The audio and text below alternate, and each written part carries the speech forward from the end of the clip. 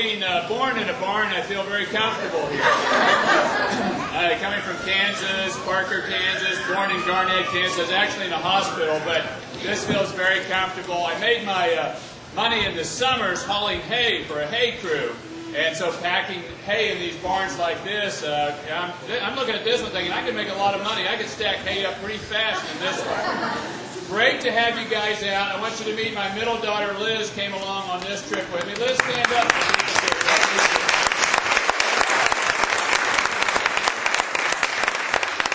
I'm proud of her. She's doing a great job. And this has been a day of diversity for me. I started out on the Iowa Speedway track in Newton, riding in one of the pace cars at 100 miles an hour. And then I rode up in here on a, 1950 John Deere tractor about 2 miles an hour. So you get a little back and forth on some of this. But it's been a wonderful day, wonderful reception, wonderful state that you have. Brought me back to some earlier days when I was National Vice President with Future Farmers of America, and I traveled to Iowa as a college student promoting Future Farmers of America. I don't know if any of you were ever part of FFA. Anybody here in FFA before? Not very many. A couple of us anyway. But I would stay with farmers and had a great time getting to know Iowa. Wonderful state and wonderful place. But what I'm in this race for now is to stand for the basic values, and I'm going to talk some about that. I am in this race because I think we've gotten the basics wrong in America, and I think we've got to get the basics right in America for us to move forward. If you remember nothing else, that's at my core. I was raised, as I mentioned, on a farm near Parker, Kansas. It's 250 people. We were a mile and a half out of town. Working on that farm every day, but we focused on the basics. Focused on faith and family and freedom. The basics. You get the basics right in America, the country prospers and moves forward. You get the basics wrong in America, and you've got to substitute government for those basic institutions. And so if your family structure breaks apart, if people aren't willing to engage in faith, you have to replace those institutions with something, and we replace them with government. And so you build more government to take care of the problems that you have. And government has a cold heart and stiff arms. And woe to the person that's hugged by the government. Have any of you ever been hugged by the government before? Yeah, too much. Yeah, taxes, some other places. That's not what you want to see taking place. And that's what we don't need taking place here. And we're in a long-term fight. We're in a big, long-term fight with Islamic fascists and Islamic fascism. And the reason I want to bring that up is to win that long-term fight, you've got to be able and ready to fight. And you've got to have a society and a culture that's strong to be able to confront a long-term problem that we have. And I wish I could stand here tonight and tell you, well, this is going to be over in 6 months. We're going to be able to pull back from Iraq. And it's just going to be over. Everything's going to be fine. The problem is Islamic fascists keep coming at us. And you remember 9/11. Do you remember Khobar Towers before it? Do you remember 2 embassies in Africa before that? Do you remember USS Cole? Do you remember World Trade Center the first time? Hit, hit, hit, hit. And what did we do? We didn't do much. We launched some cruise missiles. We told them that'll teach them. And it did. It taught them to keep coming. And then we got it on 9/11. And we got a big hit on 9/11. And then we went to Afghanistan and Iraq. And my point in saying this is not all Muslims are opposed to us. They're not. There is a dedicated minority of Islamic fascists that are.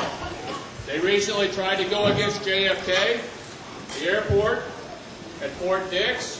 Both of these are foiled within the past 6 weeks. This is not going to stop at this point in time. We have to be willing to fight and have a strong enough society and culture to win.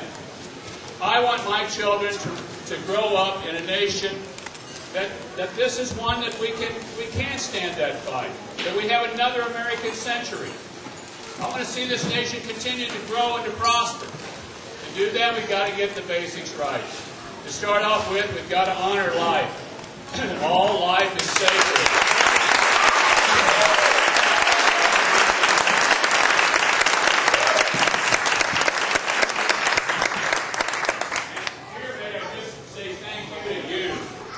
Being willing to fight for life. Because this is one, since 1973 in Roe versus Wade, we've had pretty much abortion on demand throughout the nation in all places. And a lot of other countries just kind of rolled over and said, well, okay, that's just the way it's going to be. We're not going to change that. But because people in America have been willing to fight, we're fighting back, and we now have we found constitutional a ban on partial birth abortion. This is a big victory. And you may look at that and say, well, that's not much. This is the first victory we've had in overturning actual procedures since Roe versus Wade.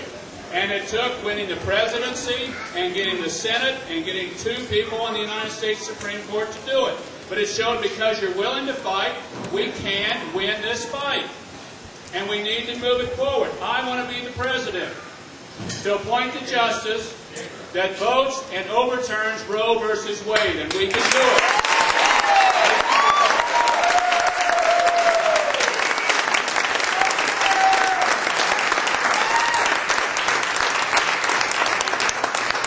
I want you to believe in that. I think for too long we've not thought it possible. I just want you to look in your own hearts, because I know in my own, I've thought for a long time, I'd like to see that, but I just don't think it's possible. It is possible, and we can do it. And it needs your prayers and your active support for us to get this done. And we can end this night of wrong. We can end what's taking place. And we can fight for life. 2 of our children are adopted. 2 of our 5 children are adopted. One is from China, and I think often about the mother that struggled through a system that would have paid for her abortion and probably taxed and penalized her, and she probably had to flee her hometown to have my daughter. And for some reason, a woman who I'll never know fought for her, and fought a lot for her. And she had her and dropped her off at the orphanage, and she carved a little oval with a penknife in her abdomen, I suppose hoping that someday, some way, they might find each other again in the future. And I go in, and with any luck tonight, I'll get to tuck her in bed and say a prayer for her mother that fought for her. And I just tell you that story because we have to fight it. Every one of these is precious. And isn't that what we're fighting for, is for life and for somebody to be able to live and to be able to tuck a 9-year-old girl into their bed at night and be able to give them a kiss? What could be more important than that? So keep in that fight. And it's worthwhile to do. By the way, my daughter's smart, too. She won her 3rd grade spelling contest. So.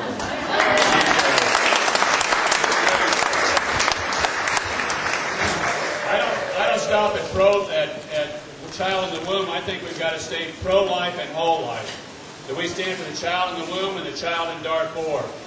That we see all life as sacred. That person that's in prison is sacred as well. And I think this pro-life and whole life message can draw people in.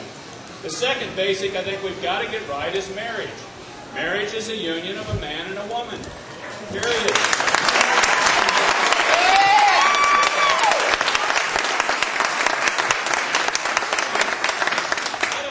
Say this pejorative against anybody. I just say, look at the countries that have gone to redefining marriage and see what the early results have been of this experiment. Because this is a vast social experiment. To redefine your fundamental institution around which you build family is a vast social experiment.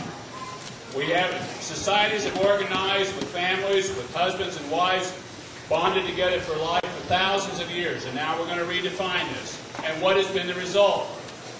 The result has been the number of people getting married has plummeted. When you take the sacredness out of it, the number of people getting married plummets. To where you now have some counties in northern Europe where 80% of the firstborn children are born out of wedlock.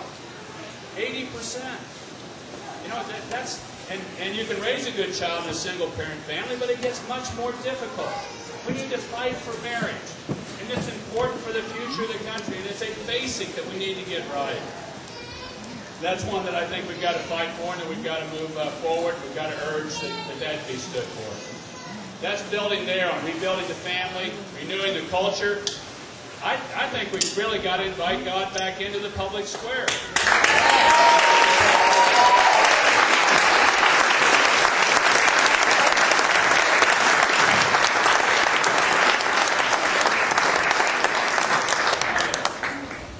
I'm amazed. After 9/11, they asked one of Billy Graham's daughters, who said, one of the interviewers asked her, saying, well, where was God on 9/11? And where was he when we got this big hit? And she said, well, we asked him not to be here in our schools. We asked him not to be here in our public squares. We asked him not to come to our football games. We tell him we don't want him in our flag salute. And you're asking me why he isn't here now? I mean, when we tell him we don't want him in these places? And she was just saying a basic thought here. You know, this is a nation, again, I'm amazed that we fight about these basics anymore, but we do. Our motto, what's our motto as a nation? In God we trust. Everybody else pay cash. Okay.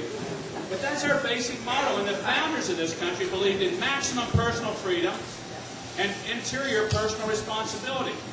We were to be a free people, and we were to have personal self-governance, and that they saw as being done by family and faith. We put the personal governance, and that's why we've got to be able to stand there. One of the things I want to do is take the legal fees away from the ACLU when they sue to remove nativity singing.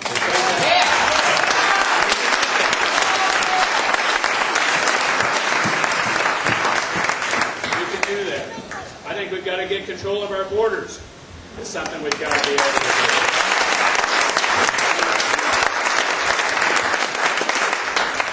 And here I say this not against anybody, but we need to be a rule of law nation. We need to be able to control that border. And that's why I voted for a fence, and I support that going up and being able to do that. And I'm hopeful that we can get something moving forward so that we can be that in a rule of law nation, and yet still compassionate, working with people that come here. I find people are not against immigration. They're against illegal immigration. They're not opposed to people. We've got to win in Iraq. There's not a substitute for us winning there. We lose there, they will keep coming at us. I'm pushing a political solution too, 3-stage. But what I need is I need your help. And here's the key part of it. August 11th is the Ames straw poll, the Ames, Iowa straw poll. I need your help there. I need you to come out. I need you to organize family and friends. I need you to bring people to vote for me on August 11th. With your help and support, we can win this, and we can move on forward with these basic set of ideas and getting America back to the basics. Without them, I can't move forward. We've got to move forward in Iowa. This campaign, this candidacy has to move forward in Iowa. We need you. And that's the bottom line for me. I'm fat and happy in the U.S. Senate. I don't lust after the power of the presidency. But I think we've gotten the basics wrong, and I think our country is going to struggle and be harmed until we get them right, and that's why I'm in this fight, and that's where I need you. And I need you on August 11th to help me move this message on forward. I've got to have it. Now, we've got a bunch of people here that will help out creating our bus captains. We have free straw poll tickets. I don't know if maybe I need to point to. Martin's over here. Jason. We've got free straw poll bus captain sign up over here to help us out. Somebody in the back as well to help out with tickets and sign-ups. I got to have you. That's just the bottom line on it. If you'd like a wristband, we've got wristbands, Brownback, August 11th. You can put them on. I have them in red, white, and blue, and brown. The brown goes with anything, so you can wear it every day, remind yourself, recruit friends and neighbors coming out. But if these values are your values, help me out. I've got a number of young people that are helping us throughout Iowa New Hampshire and South Carolina. They're in this fight not because of me, but because of these values. And they think the country's going the wrong direction unless we get it right. And I believe in this nation. I think we can get it right and move forward and grow. And America's greatness is built on our goodness. We get the fundamentals right, we soar. I'm an optimist about this. But this is why I'm in the race, and it's why I need you. So if you can do it, help us out. We need you. God bless you. I need your prayers as well. Sign up, get out, move us forward. Thank you for being out.